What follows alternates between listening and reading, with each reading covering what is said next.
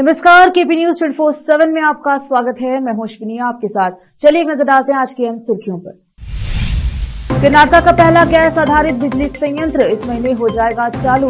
कर्नाटक के ऊर्जा मंत्री केजे जॉर्ज ने की घोषणा। महाराष्ट्र के मुख्यमंत्री एकनाथ शिंदे ने बंगले पर किया बौद्ध भिक्षुओं का स्वागत। कहा, वर्षा में मनाएंगे वर्षावास कार्यक्रम। आतंकवादियों के साथ बिरयानी किसने खाई थी? जम्मू कश्मीर में अमित शाह का विपक्षियों पर हमला। बिहार के जमुई में छज्जा गिरने से 2 लोगों की मौत, कई लोग घायल, मची अफरा तफरी।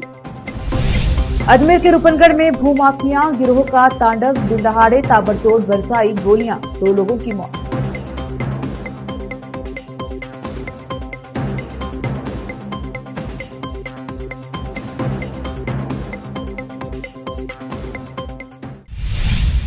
अब समाचार विस्तार से। कर्नाटक के ऊर्जा मंत्री केजे जॉर्ज ने घोषणा की है कि राज्य का पहला गैस आधारित 370 मेगावाट क्षमता वाला Yelahanka combined cycle power plant YCCPP 24 सितंबर को चालू होने वाला है। संयंत्र गैस टरबाइन जनरेटर के माध्यम से 236.825 मेगावाट और भाप टरबाइन जनरेटर के माध्यम से 133.225 मेगावाट, कुल 370.05 मेगावाट का उत्पादन करेगा। दोनों जनरेटरों के लिए पायलट उत्पादन प्रक्रिया पूरी हो चुकी है।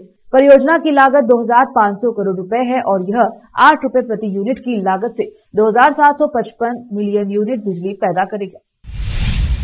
जेडीएस की युवा शाखा के अध्यक्ष निखिल कुमारस्वामी ने शनिवार को कांग्रेस की प्रतिशोध की राजनीति के लिए उसकी आलोचना की। उन्होंने कहा कि कांग्रेस केंद्रीय मंत्री एच डी कुमारस्वामी से डरी हुई है। निखिल ने पत्रकारों से कहा कि कांग्रेस कुमारस्वामी को निशाना बना रही है क्योंकि वह हमेशा दस्तावेजों के सहारे अपनी बात रखते हैं। कांग्रेस नेता इस तथ्य को पचा नहीं पा रहे हैं कि कुमारस्वामी केंद्रीय मंत्री बन गए हैं। वे सभी इससे डरते हैं क्योंकि वह सच बोलते हैं और जनता के सामने सब कुछ रख देता है।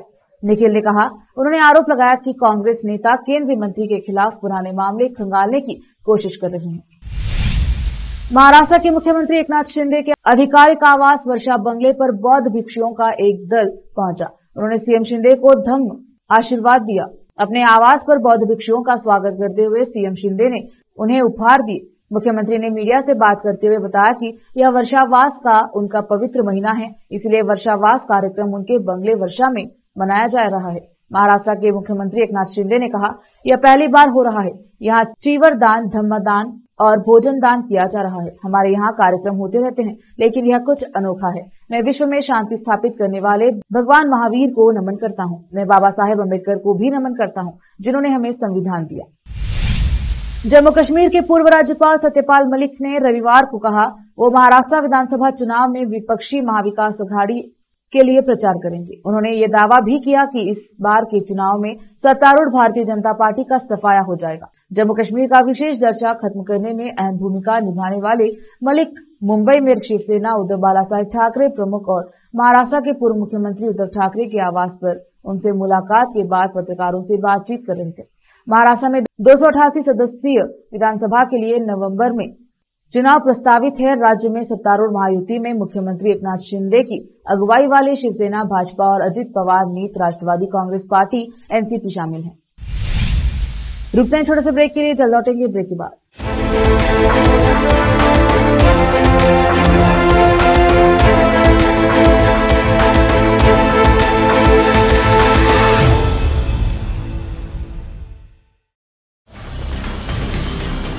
हिंदुस्तान के हर कोने में हम हैं मौजूद। 24 घंटे हालात पर गहरी नजर, खबरों से जुड़े चुपते सवालात और आपको दिखाता है धार्मिक, सामाजिक, राजनीतिक, लोकल और इंटरनेशनल न्यूज की सबसे बेहतर कवरेज जो आपको रखती है हर पल बाखबर। देश और दुनिया भर की खबर के लिए देखते रहें KP news 24/7। Noor education trust Bidar की ओर से चलाए जाने वाला Noor M Ed and B Ed college Bidar, recognised by NCTE Delhi and affiliated to Bidar University, Bidar. Admission are open for the academic year 2023-24. विशेषज्ञ और सक्षम शिक्षकों द्वारा शिक्षा प्राप्त करने के लिए नूर एमएड एंड बीएड कॉलेज में दाखिला लें और शांत वातावरण में शिक्षा प्राप्त करें। बीदर शहर में बेहतर शिक्षा का एकमात्र केंद्र Noor M Ed and B Ed college, Shahpur gate, Bidar. Phone numbers 9945283920, 8482221297। Hindustan के हर कोने में हम हैं मौजूद। 24 घंटे हालात पर गहरी नजर, खबरों से जुड़े चुपते सवालात और आपको दिखाता है धार्मिक, सामाजिक, राजनीतिक, लोकल और इंटरनेशनल न्यूज की सबसे बेहतर कवरेज जो आपको रखती है हर पल बाखबर। देश और दुनिया भर की खबर के लिए देखते रहें केपी न्यूज 24/7।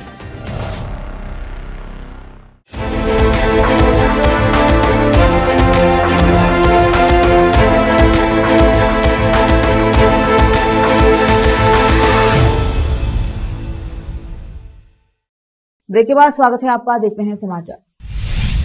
दिल्ली की तीसरी महिला मुख्यमंत्री आतिशी पूरे 5 साल के लिए नहीं बल्कि महज 5 महीने के कार्यकाल के लिए पद संभालने के लिए बाद चुनौतियों के अंबार से जूझने में लग गई हैं। मुख्यमंत्री कार्यालय के सामने चुनौतियों के अग्निपथ को देखते हुए राजनीतिक जानकारों का कहना है कि आतिशी के सिर पर कांटों का भरा ताज रखा गया है।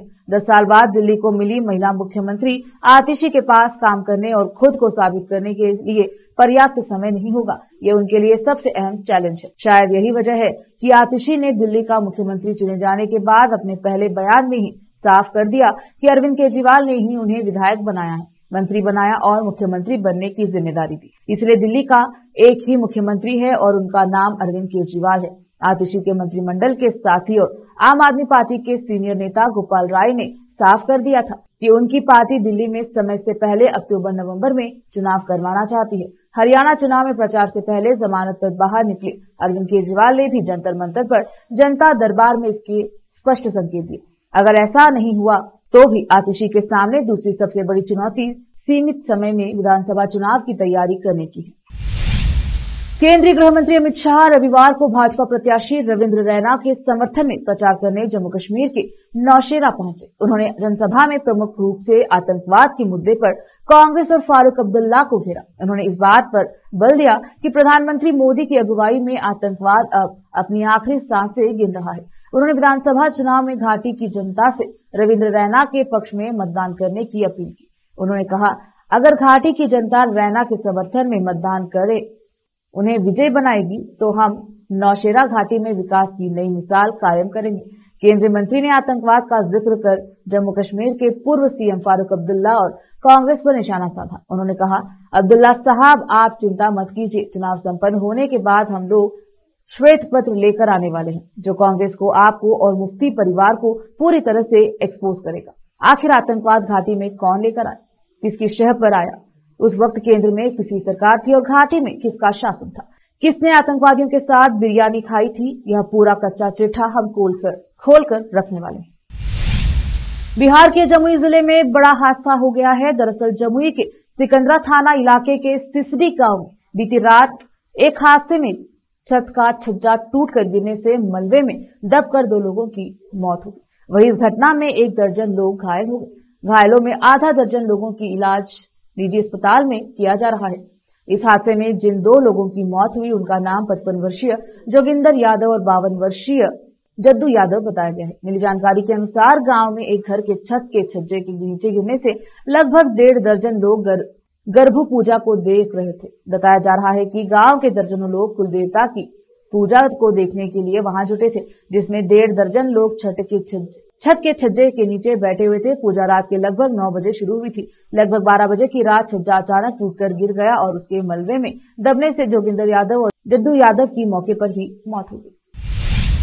अजमेर से सटे किशनगढ़ इलाके के रूपगढ़ में आज जमीनी विवाद में भूमाफियाओं के एक गिरोह ने गदर मचा दिया। गिरोह के लोगों ने रूपगढ़ में सरेआम दिन दहाड़े ताबड़तोड़ फायरिंग कर डाली।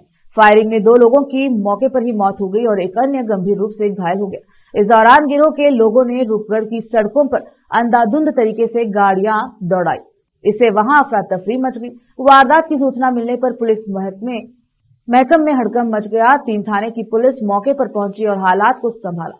जानकारी के मुताबिक भूमाफिया गिरोह ने यह गदर वहां स्थित एक बेशकीमती जमीन के विवाद को लेकर मचाया।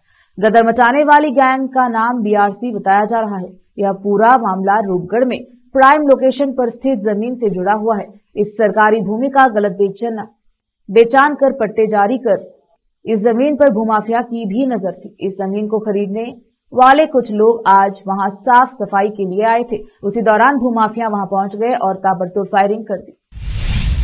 फिलहाल वक्त एक और छोटे से ब्रेक का, जल्द लौटेंगे ब्रेक के बाद। हिंदुस्तान के हर कोने में हम हैं मौजूद। 24 घंटे हालात पर गहरी नजर, खबरों से जुड़े चुपते सवालात और आपको दिखाता है धार्मिक, सामाजिक, राजनीतिक, लोकल और इंटरनेशनल न्यूज की सबसे बेहतर कवरेज, जो आपको रखती है हर पल बाखबर। देश और दुनिया भर की खबर के लिए देखते रहें KP News 24/7। ब्रेक के बाद स्वागत है आपका। देखते हैं समाचार। चिकबल्लापुर के पास नेशनल हाईवे से सटे दिन्ने के पास आज एक ओवरटेक कर रही टाटा सुमो लॉरी की टक्कर से 3 लोगों की मौके पर ही मौत हो गई और 4 लोग गंभीर रूप से घायल हो गए। 50 वर्षीय रजिया शाहीन, 45 वर्षीय मुहिमुद्दल और मौलाना शाहीन की मौत हो गई। पता चला है कि वह बिहार का रहने वाला है और कोलार में रहता था। मृतक व्यक्ति और उनके परिवार कोलार की दरगाह में काम करते थे। यह हादसा कोलार से आंध्रा के पेनुगोंडा दरगाह जाते वक्त टाटा सुमो में हुआ। चिकबल्लापुरा ग्रामीण थाना पुलिस और यातायात पुलिस ने मौके पर जाकर निरीक्षण किया। घायलों को स्थानीय अस्पताल में भर्ती करवाया गया। बॉलीवुड में इन दिनों एक ट्रेंड चल पड़ा है, जिसमें एक के बाद एक 90s के दशक की फिल्में रिलीज हो रही हैं। इन्हीं में एक है वीर ज़ारा, जो दोबारा रिलीज हुई है। वीर ज़ारा 90 के दशक की हिट फिल्मों में से एक है। यह एक रोमांटिक ड्रामा फिल्म है जिसमें शाहरुख खान और प्रीति जिंटा ने अपनी एक्टिंग का जलवा दिखाया था। उस वक्त भी यह फिल्म रिलीज होते ही पर्दे पर छा गई थी। दोबारा रिलीज होने के बाद भी फिल्म ने रिकॉर्ड तोड़ इतिहास रच दिया। दरअसल शाहरुख खान और प्रीति जिंटा स्टारर वीर ज़ारा 13 सितंबर को सिनेमाघरों में दोबारा रिलीज हुई। फिल्म को भारतीय बॉक्स ऑफिस पर जोरदार ओपनिंग मिली। ट्रेड एनालिस्ट तरण आदर्श के मुताबिक वीर ज़ारा ने पहले दिन 20 लाख रुपए की कमाई की। शनिवार को इसका कलेक्शन 32 लाख और रविवार को 38 लाख रहा। वीकेंड में फिल्म ने सोमवार को 20 लाख रुपए, मंगलवार को 18 लाख, बुधवार को 15 और गुरुवार को 14 लाख रुपए का कलेक्शन किया। यह फिल्म 100 करोड़ क्लब में शामिल हो चुकी है। आखिर में फिर एक बार देखते हैं मुख्य समाचार। कर्नाटक का पहला गैस आधारित बिजली संयंत्र इस महीने हो जाएगा चालू। कर्नाटक के ऊर्जा मंत्री KJ जॉर्ज ने की घोषणा। महाराष्ट्र के मुख्यमंत्री एकनाथ शिंदे ने बंगले पर किया बौद्ध भिक्षुओं का स्वागत। कहा, वर्षा में मनाएंगे वर्षावास कार्यक्रम। आतंकवादियों के साथ बिरयानी किसने खाई थी? जम्मू कश्मीर में अमित शाह का विपक्षियों पर हमला। बिहार के जमुई में छज्जा गिरने से 2 लोगों की मौत, कई लोग घायल, मची अफरा तफरी। अजमेर के रूपनगढ़ में भूमाफिया गिरोह का तांडव, दिन दहाड़े ताबड़तोड़ बरसाई गोलियां, 2 लोगों की मौत।